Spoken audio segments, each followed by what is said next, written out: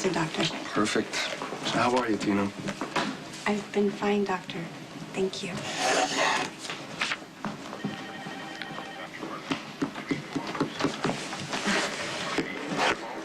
How are you feeling? Well, I guess the word's gotten out. Nothing fuels a rumor mill like a surgeon being exposed to end-stage AIDS in the middle of an operation. It's definitely cramping the style.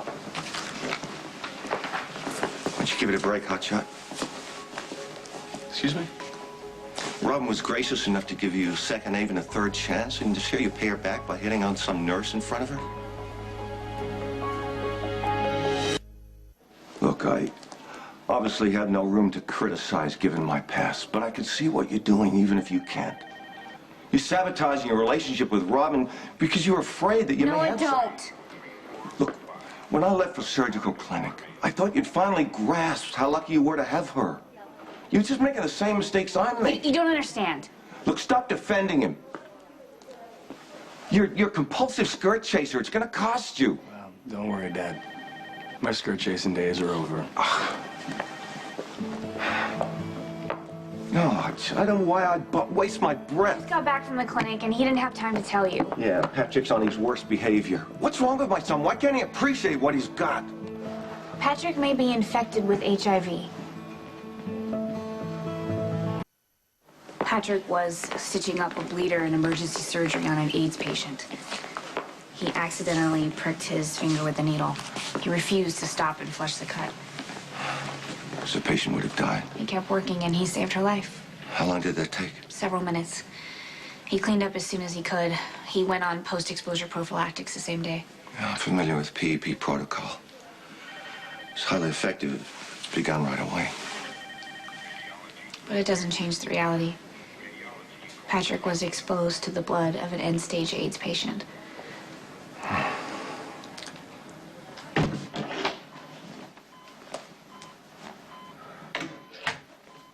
Your surgery went well.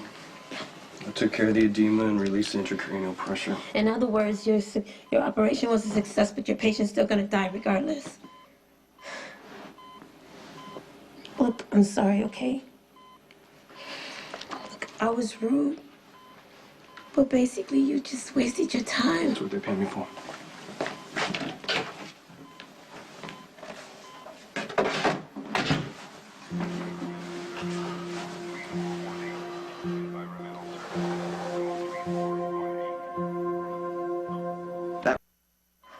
Hello.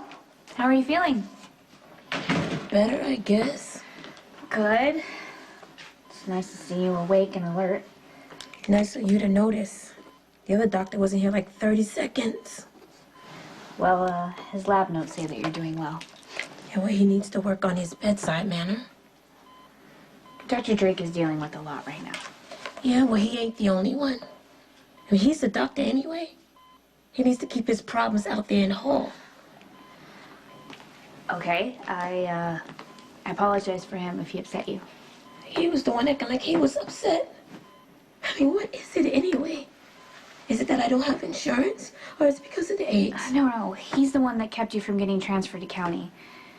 Well, he saved your life. Yeah, what's left of it? Look, something happened during your surgery. What, did they leave a sponge in? Don't bother, okay? Just pick it up during the Dr. Drake autopsy. pricked his finger with a needle that was covered in your blood. He was exposed. Dr. Drake's bedside manner is lousy on a good day. You can't really expect it to improve in this kind of situation. He was pretty decent considering. Be nice to him, okay? You have no idea what he's up against. Actually, I do. I am HIV positive.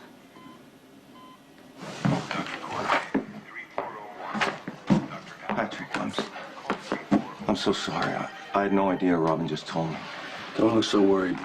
It's not the end of the world. How you feeling? I'm on PEP protocol, so my odds are good. But how are you?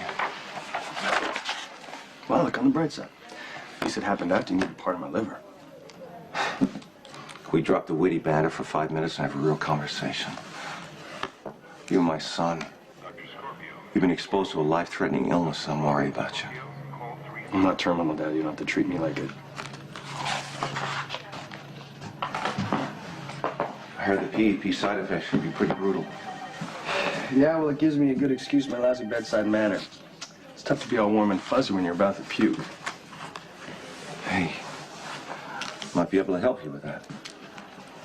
Maybe my years spent getting plastered went completely wasted. Came up with the perfect cure for hangover. I'm not dealing with a hangover, Dad.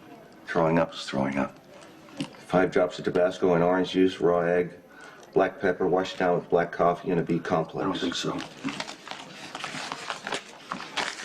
And you're obviously not sick enough yet. Believe me, when the nausea kicks in, you'll try anything. That's reassuring. So Robin told me that you kept working after you got stuck. Any doctor would have done the same. As usual, you're wrong. Thanks, Dad. I've never been more proud of you in my life. Robin, Scorpio. Can this wait like 5 minutes? You know what? Don't worry. Everything's gonna be fine, okay?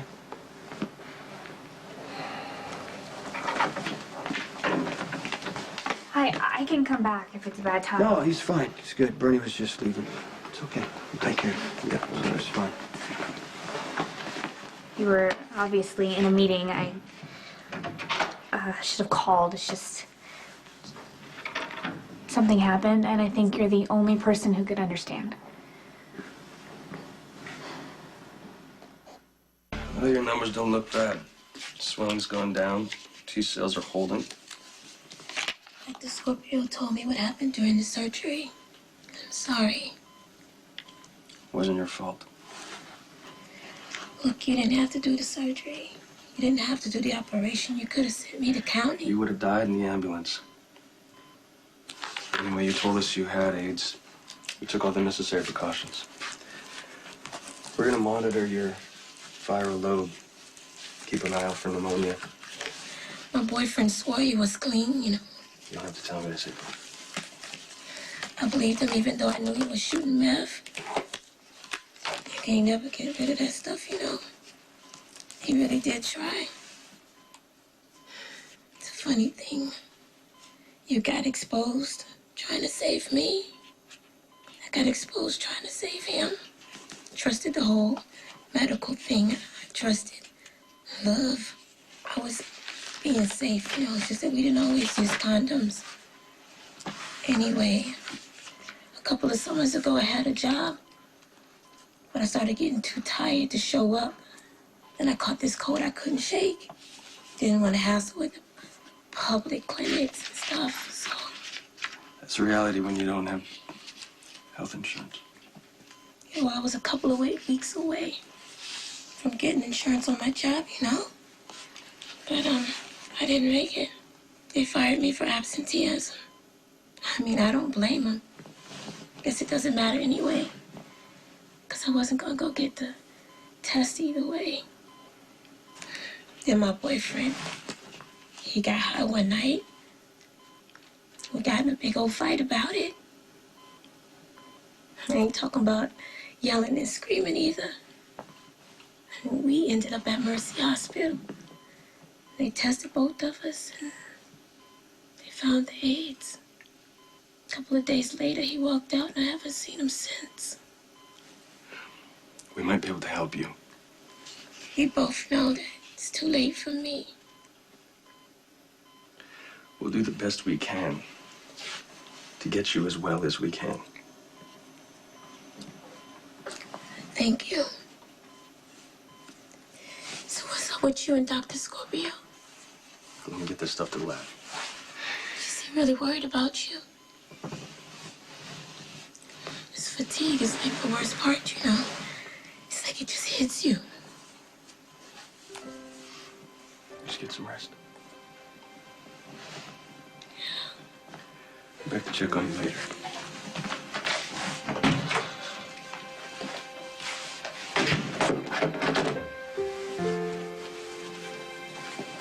Patrick wanted to operate. He knew that there was a risk because the woman had end-stage AIDS, but he didn't care. He even fought to keep her from getting transferred to county. And when he stuck himself with an infected needle, he kept working.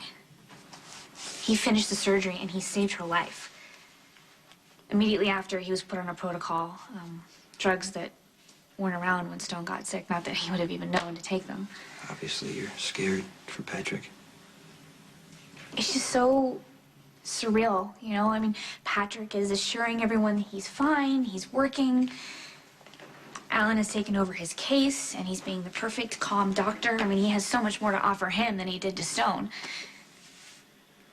You know, sometimes what you feel and what you're feeling, what you know, are completely different. Yeah. That's it. In my head, I know that his chances are really good. But when I look at him, all I see is Stone. I'm 17 and I am terrified for him. And there still is no cure for AIDS. And I could lose him just like I lost Stone. You tried the hangover cure, didn't you? Everything except for the raw egg. I'd rather not die of salmonella. I don't blame you. You look a lot less green. Either that, or I'm getting used to the medication. I've got the results of your first blood test. Patrick isn't Stone. You aren't 17. You are living proof that HIV does not have to be a death sentence. Patrick says that I hide behind HIV, that I use it as an excuse not to get close. Maybe he's right. I don't know, but he hides too. He does this whole womanizing doctor thing so that he doesn't have to connect. But underneath, he's really scared. Yeah, but right now you can help him. I mean, you've been where he's been. And look how you ended up. Confident, strong. I had you. And you were totally comfortable around me. The HIV didn't scare you. Maybe that's what I need to do for him. I need him to know that it doesn't make him less than who he was. And that he can depend on me, just like I depended on you. You tested negative for HIV. Oh, thank God.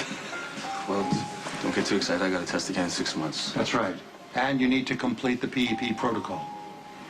But you're over the first hurdle.